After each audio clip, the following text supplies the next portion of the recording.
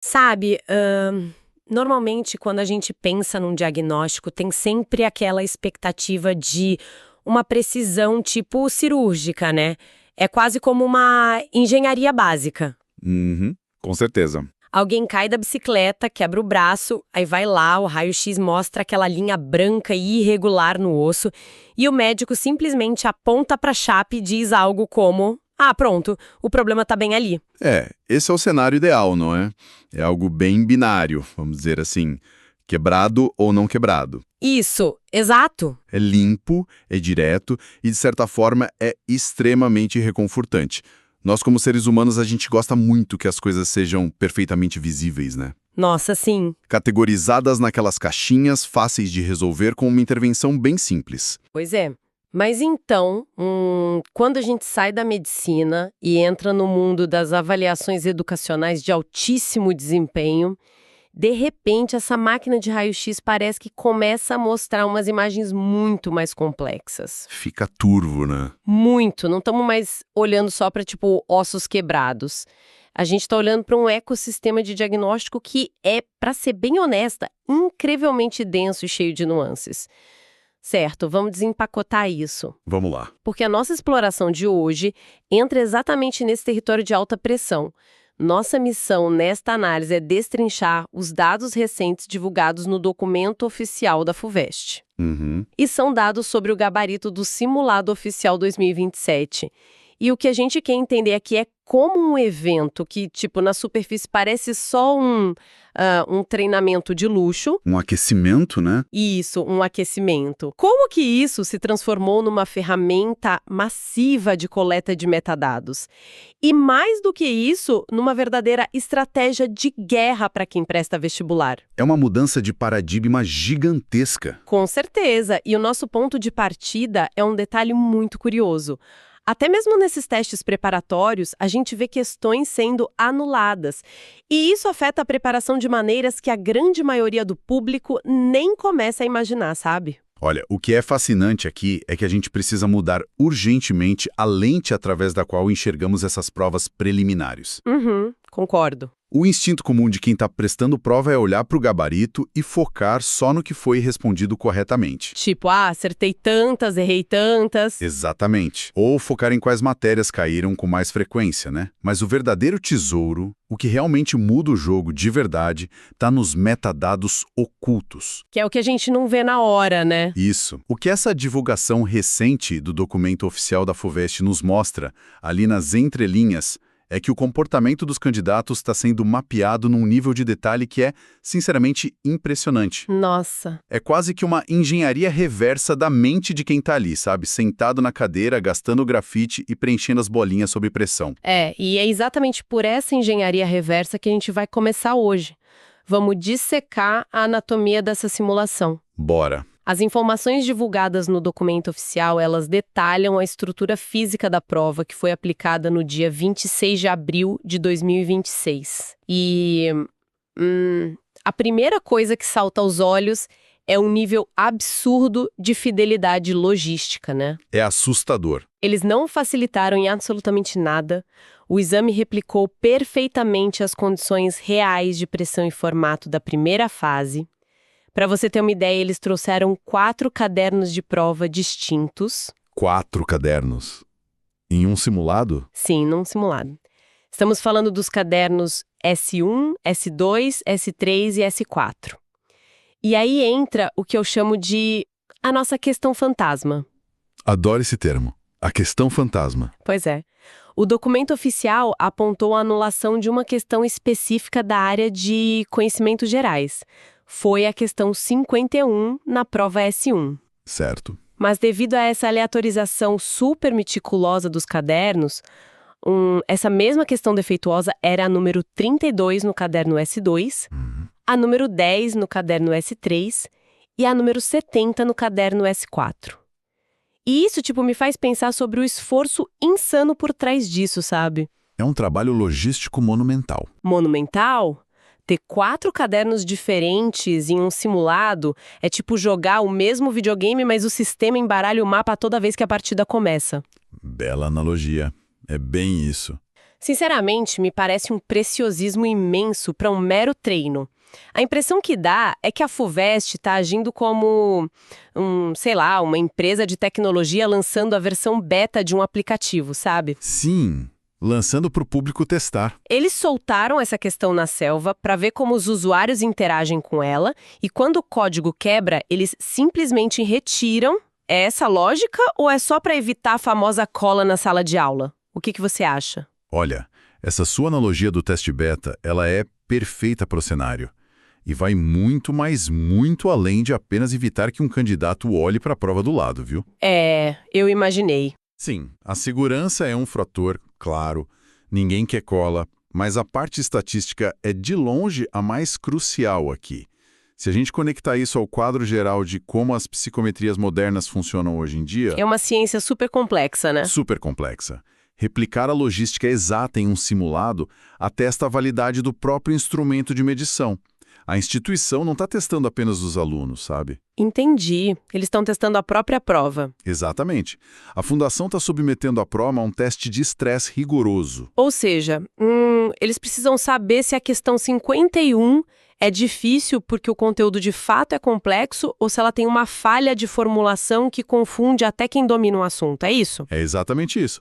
Pensa no fator fadiga, por exemplo. Isso é muito importante. Uma questão pode ter um índice de acerto super alto se for a número 10, lá no começo da prova, quando o cérebro de quem está prestando está fresquinho. Ah, claro. A pessoa ainda tem energia. Mas e se a mesma questão for a número 70, lá no caderno S4? Nossa, a pessoa já está exausta. Pois é. O índice de acerto despenca porque o aluno está cansado ou a questão em si é que é confusa. Ao mapear a posição exata do item defeituoso em cada versão e aplicar o cancelamento de forma uniforme, a banca demonstra uma coisa muito séria. O quê? Que o maquinário de controle de qualidade do exame oficial já está operando com força total. Eles estão, calibrando os algoritmos de avaliação, sabe? Caramba, esse é muito profundo. Sim, um simulado que não testa essas variáveis, ele simplesmente não serve para prever o desempenho real com precisão matemática. Mostra uma seriedade enorme, uma transparência absurda. Mostra que não estão brincando em serviço, né? Exato. Prova que a integridade da avaliação é mantida desde a concepção mais embrionária da prova. Nossa, isso muda bastante a perspectiva da nossa análise. A anulação, que a gente geralmente vê como um erro da organização... Uma falha, né? Isso, uma falha. Ela passa a ser vista como a prova de que o sistema de detecção de falhas funcionou perfeitamente antes do que realmente importa, que é o dia oficial do vestibular. Perfeito. E essa transição mental de parar de ver o simulado só como um treino de resistência e passar a encarar ele como um diagnóstico de altíssima precisão, isso nos leva à próxima grande revelação das informações divulgadas hoje. Que é onde a coisa fica ainda mais interessante. Muito mais, porque entender a estrutura de Abril é o primeiro passo. Mas o verdadeiro divisor de águas não está no gabarito frio, estático, que é divulgado logo depois da prova. A mágica mesmo acontece com o que vai ser feito com esses dados processados. Sem dúvida. O gabarito, no fim das contas, é só uma fotografia do passado. O que realmente tem valor estratégico é o mapa do futuro que ele permite desenhar para quem está estudando. E esse mapa tem data para chegar às mãos do público, viu? O documento oficial aponta que, no dia 11 de maio de 2026, vai ter a divulgação de um relatório individual de desempenho. 11 de maio. Exato.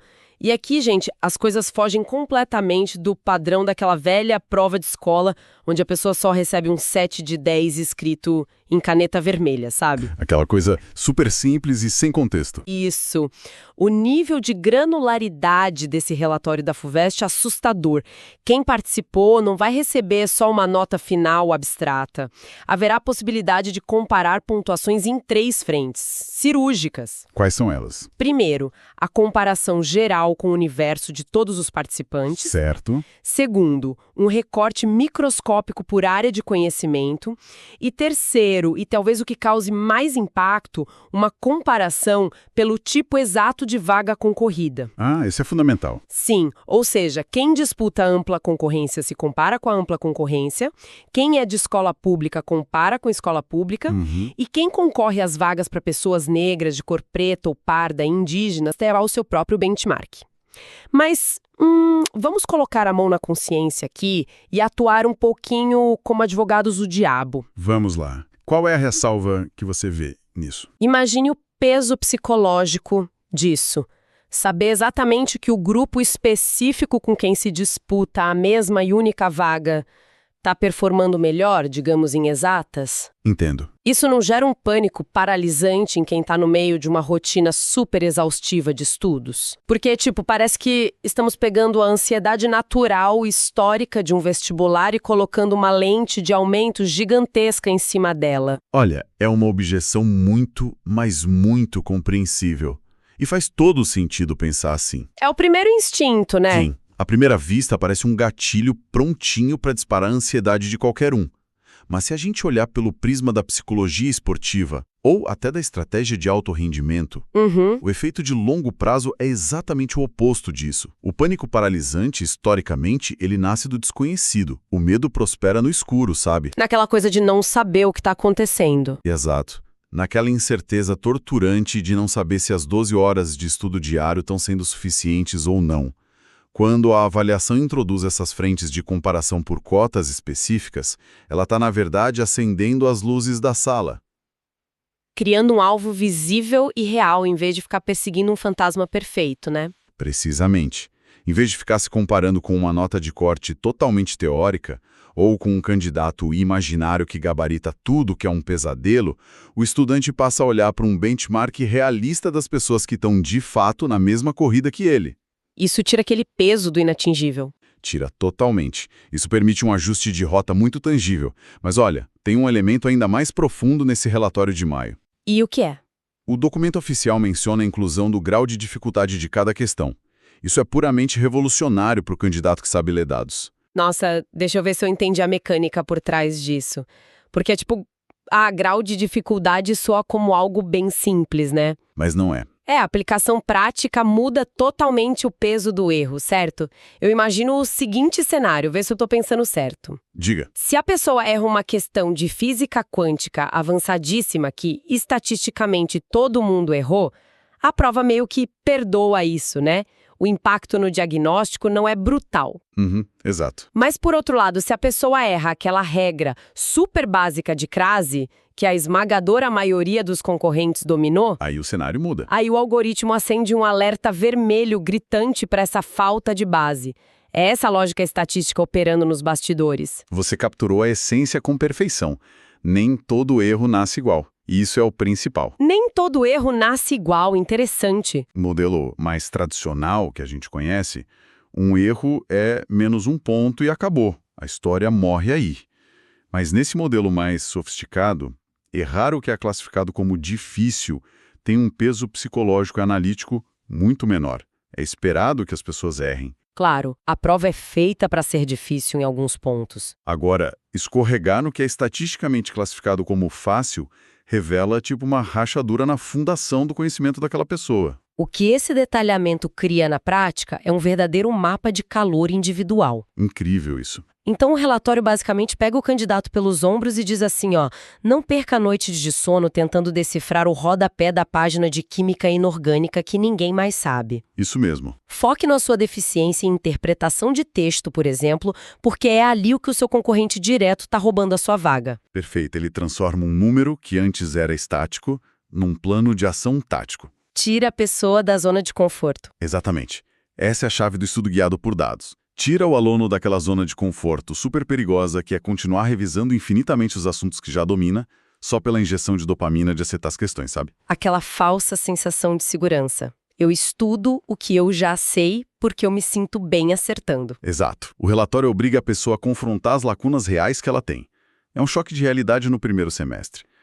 Mas é um choque planejado, projetado para curar as deficiências, não para ferir o candidato. Sim. E essa noção de primeiro semestre... Isso nos leva diretamente ao nosso maior adversário na jornada educacional. O relógio. O relógio, exatamente. Porque ter esse mapa de calor super detalhado das próprias fraquezas a partir de 11 de maio significa que o estudante ganha algo que é tão escasso quanto valioso nesse mundo. Ganha tempo de manobra. Com certeza. O tempo é o recurso mais valioso. E as datas divulgadas no documento oficial, elas formam um funil bem claro. Ninguém do público precisa decorar isso agora, mas basicamente as inscrições rolam ali na janela entre 17 de agosto e 9 de outubro de 2026.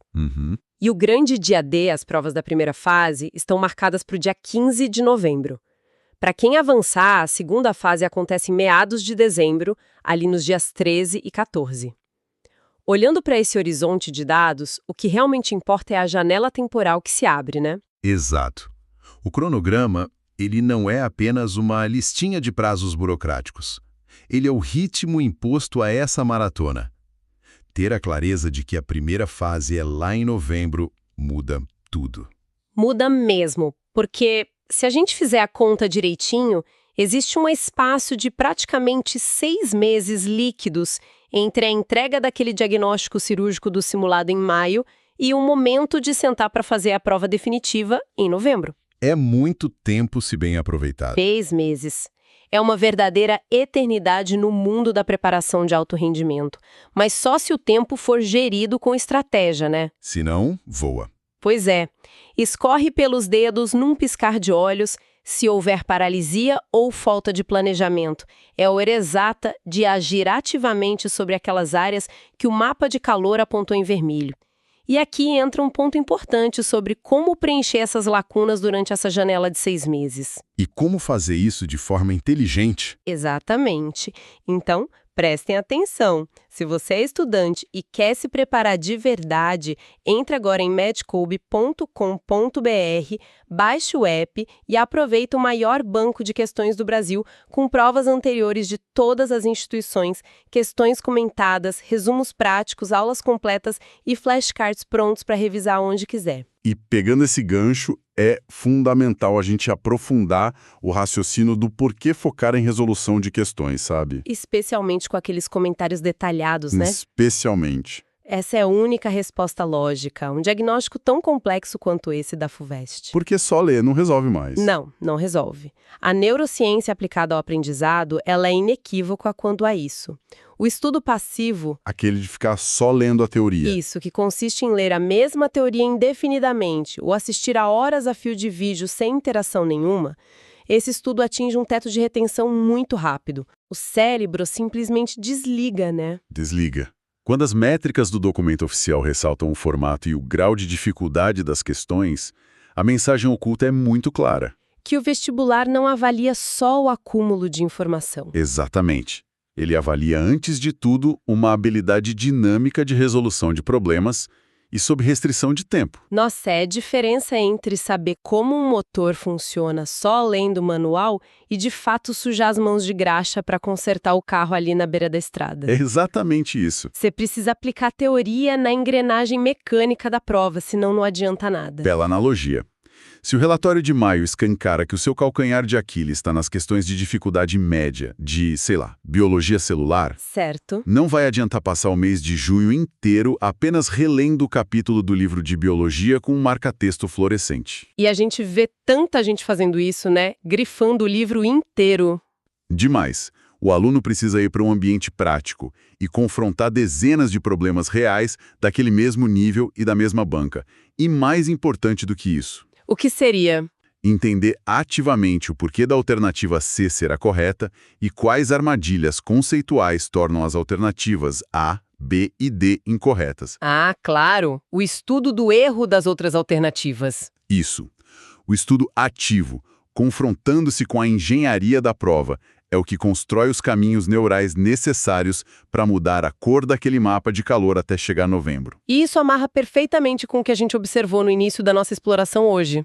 A simulação emulou 4 cadernos super complexos, testou o cancelamento de itens para calibrar estatísticas, levou a logística ao limite absoluto. Um teste de estresse em todos os níveis. Tem que ser uma preparação que eu chamo de chão de fábrica. Chão de fábrica, gostei. Consertando os erros e ajustando as velas com base em dados práticos, não em achismos.